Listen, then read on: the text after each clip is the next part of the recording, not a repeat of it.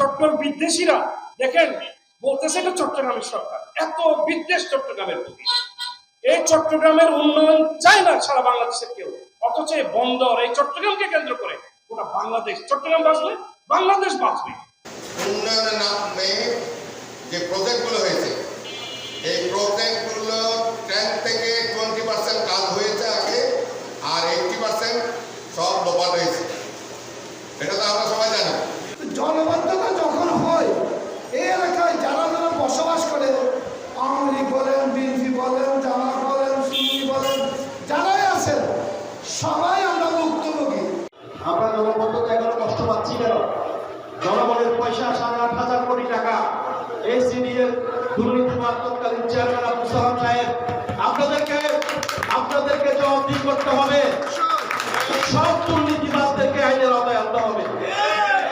প্রিয় দর্শক, গত 20 সেপ্টেম্বর রোজ শুক্রবার চট্টগ্রাম নগরীর হালিশহর 38 নং ওয়ার্ড উন্নয়ন ফোরাম কর্তৃক অত্র এলাকার জলাবদ্ধতা নিরসনে করণীয় শীর্ষক এক আলোচনা সভার আয়োজন করা হয়।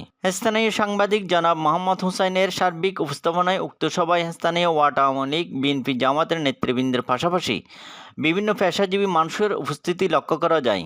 উক্ত সভায় আগত বক্তারা বিগত সরকারের দীর্ঘদিন ক্ষমতায় আঁকড়ে থাকার সত্ত্বেও কেন চট্টগ্রামে জলাবদ্ধতা নিরসনে কার্যকর ভূমিকা রাখে নাই এমন প্রশ্ন তুলেন এবং তাদেরকে যথাযথ জবাবদিহিতার মুখোমুখি করা হবে বলে জানান। পাশাপাশি সবাইকে ঐক্যবদ্ধভাবে জলাবদ্ধতা নিরসনে এগিয়ে আসার আহ্বান জানান। বিস্তারিত শুনুন তাদের কাছ থেকে।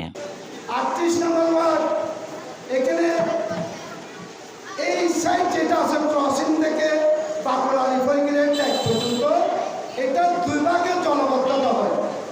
এক ভাগে জলবদ্ধতা হয় সরগরম ক্রসিং, ঈশান মিস্ত্রি হাট, আজাদ কলোনি থেকে শুরু করে দুপুর পর্যন্ত। যখন জোয়ারের পানি প্লাবিত হয় তখন এই অঞ্চলটা ডুবে যায়।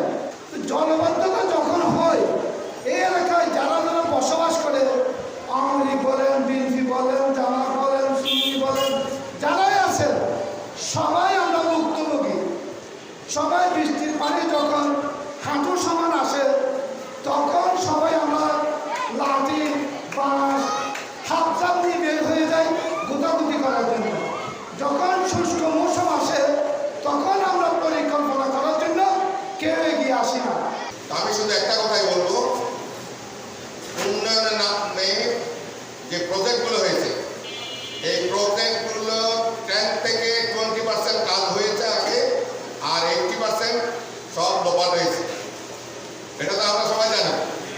হ্যাঁ, লোপাটে আবার একজন না, এখানে একটা একেবারে চেইন, একটা মানে আপনার চেইন গ্রুপ আছে উপর থেকে নিচ। এখানে যারা কন্ট্রাক্টর আছে তারা সহ, এখানে যারা পলিটিক্যাল লিডার আছে, যারা নাম বলতে চাচ্ছি না, সামাজিক নেতা আছে, যারা একটু সাথে সবাই মিলে এখানে ভাগ নিয়েছে।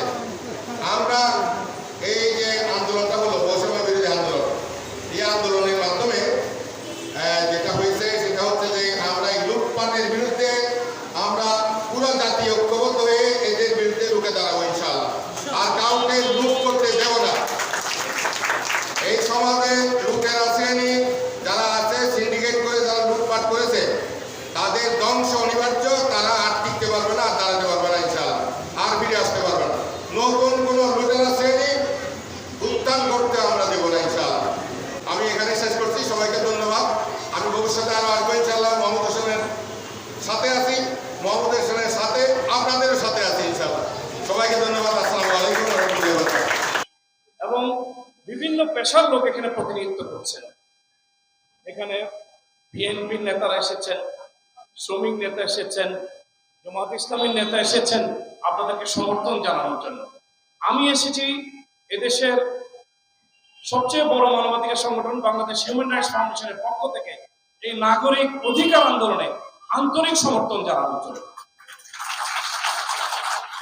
আমি একই কথা রিপিট করবো না। আমি দেখেছি আপনাদের যে সমস্যা। আমি দেওয়ানবাজার ওয়ার্ডের বাসিন্দা। আমার বাপের 3 তলা বাড়ির 1 তলা পানিতে ডুবে যায়। আমার পেছনে আজাদের মালিক সাহেবের বাড়ি, ওনার বাড়ি 1 তলা ডুবে যায়। আমরা তো এত বড় একটা প্রোগ্রাম করতে পারিনি, আপনারা পেরেছেন। ওয়ার্ডের যে সমস্যা, খালগুলো ড্রেজিং করা, আপনারা জানেন যে সুয়েরেজ প্রকল্প একটা বিশাল একটা প্রকল্পের কাজ চলছে। এটা হালিশহরকে কেন্দ্র করে সুয়েরেজ প্রকল্পটা হচ্ছে, যে পানিগুলোকে বিষাক্ত, শহরের বিষাক্ত পানিগুলোকে এগুলোকে পিউরিফাই করে এগুলোকে ডিস্টিল ওয়াটার বানিয়ে ইয়েতে ফেলা হবে, বঙ্গোপসাগরে ফেলা হবে, যাতে করে দূষণ না হয়। এই প্রকল্প আপনাদের হালিশহরের আওতাভুক্ত। এই প্রকল্পের কোনো সুফল আপনারা পাচ্ছেন না। তাইলে এখন একটি গণতান্ত্রিক সরকার আসার প্রারম্ভে একটা নির্দলীয় নিরপেক্ষ ইন্টারিম গভর্নমেন্ট কাজ করছে। কালকে একজনে বললো এটি চট্টগ্রামের সরকার। 21 জনের মধ্যে 5 জন মাত্র আমাদের চট্টগ্রাম বিদ্বেষীরা দেখেন বলতেছে এটা চট্টগ্রামের সরকার। এত বিদ্বেষ চট্টগ্রামের প্রতি। এই চট্টগ্রামের উন্নয়ন চায় না সারা বাংলাদেশের কেউ, অথচ এই বন্দর এই চট্টগ্রামকে কেন্দ্র করে গোটা বাংলাদেশ, চট্টগ্রাম বাঁচলে বাংলাদেশ বাঁচবে। আর আপনারা যে সিটি কর্পোরেশন, এটা শুধু সিটি কর্পোরেশনের কাজ না, এটার সাথে জড়িত আছে সিডিএ এর যে বন্যা প্রতিরোধ কর্মসূচি, সেনাবাহিনীর যে প্রকল্প, এই প্রকল্পের জন্য হাজার হাজার কোটি টাকার বাজেট আছে, কিন্তু এগুলো আপনারা সুফল পাচ্ছেন না। আলহামদুলিল্লাহ আমাদের মোহাম্মদ হোসেন ভাই অত্যন্ত সংগঠক, আমি আল্লাহর কাছে শুকরিয়া আদায় করি। উনি চলে গিয়েছেন আর আল্লাহ ওনাকে আবার আমাদেরকে ভিক্ষা দিয়েছেন, হয়তো কোনো মহৎ উদ্দেশ্য আল্লাহর আছে। আমরা কিডনি রোগী কল্যাণ একটা হসপিটাল করছি ওনার নেতৃত্বে। চট্টগ্রামে একটা বিশাল হাসপাতাল হতে যাচ্ছে কিডনি রোগীদের জন্য, যেখানে আজাদের মালিক সাহেব ইনভলভ আছেন। তাহলে ওনার যে নেটওয়ার্ক, ইনশাল্লাহ উনি পারবেন। আমি আপনাদেরকে অনুরোধ করব, আপনারা আপনাদের একটা মাস্টার প্ল্যান এই এলাকাকে নিয়ে বিশেষজ্ঞদেরকে নিয়ে বসেন, এবং এই এলাকার যারা অভিজ্ঞ মানুষ, যারা ভালো পরামর্শ দেবেন, ওদের এই যে কয়ফিট খনন করলে এদিকে বঙ্গোপসাগর, এদিকে কর্ণফুলী, এই চমৎকার একটা পরিবেশে আমরা আছি। তাইলে আমাদের পানি নিষ্কাশন হচ্ছে না কেন?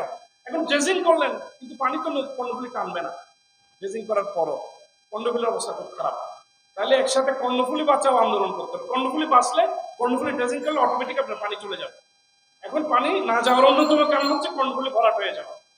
আমি এখন আমাদের শহীদকে ধন্যবাদ বক্তব্য দেওয়ার জন্য আমি বিনীত অনুরোধ করছি। আমি ক্ষমা সুলভ বক্তব্য দেওয়ার জন্য জানাইছি। আমার এলাকায় আমার একটা সামাজিক সমস্যা, একটু কঠিন পরিস্থিতি হয়ে গেছিল। আমি ইউনিভার্সিটিতে ছিলাম, তাৎক্ষণিক এসে আলহামদুলিল্লাহ পরিস্থিতি নিয়ন্ত্রণে আসছে আল্লাহ মেহরবানিতে। শুধুমাত্র সামাজিক সমস্যার কারণে এটা সমাধান করতে গিয়ে দেখা গেছে হোসেন ভাই আমাকে দাওয়াত করেছিলেন, আমি কমিটমেন্ট ছিল আসা, আমার যথাসময়ে আসতে পারি না, যেটা আপনারা আমাকে ক্ষমা করবেন না। শুধু একটি কথা, জলাবদ্ধতা 38 নম্বর ওয়ার্ড আমরা দেখেছি কিরকম কষ্ট পেয়েছি। এই জলাবদ্ধতা এমনি এমনি হয়নি, প্রাকৃতিক কারণ যেভাবে আছে, যারা দায়িত্ব পালন করে তাদের অবহেলা নাই, অপরিকল্পিত ড্রেনিং ব্যবস্থা নাই। বিশেষ করে 8,500 কোটি টাকার প্রকল্প, জলাবদ্ধতা নির্বাচন প্রকল্প, 1.5 করোড় পানির সমস্যার সমাধান হয়। আমরা জলাবদ্ধতা এখনো কষ্ট পাচ্ছি কেন? জনগণের পয়সা 8,500 কোটি টাকা, এই সিডিএর দুর্নীতিবাদ তৎকালীন চেয়ারম্যান আব্দুল সালাম সাহেব, আপনাদেরকে জবাবদিহি করতে হবে। সব দুর্নীতিবাদদেরকে আইনের আওতায় আনতে হবে। 37-38 ভাই ভাই, এখানে কোনো পার্থক্য নাই। এই বন্দর হালিশহর প্রত্যন্ত এলাকা সব মানুষ কাঁধে কাঁধ মিলিয়ে একসাথে হয়ে এই সমস্যাগুলো চিহ্নিত করে ইনশাআল্লাহ আমরা সমাধানের দিকে যাব।